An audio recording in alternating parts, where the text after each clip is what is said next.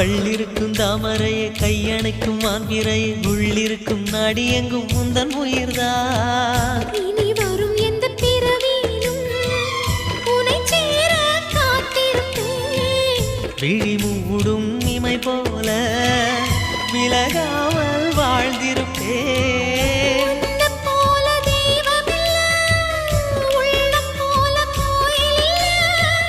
தினந்தோறும் அர்ச்சனைதான், எனக்கு வேறு வேலை இல்லை.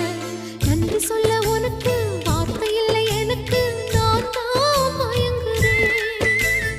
என்னுடைய மனச தந்துவிட்ட பிறகும் ஏம்மா கலங்குற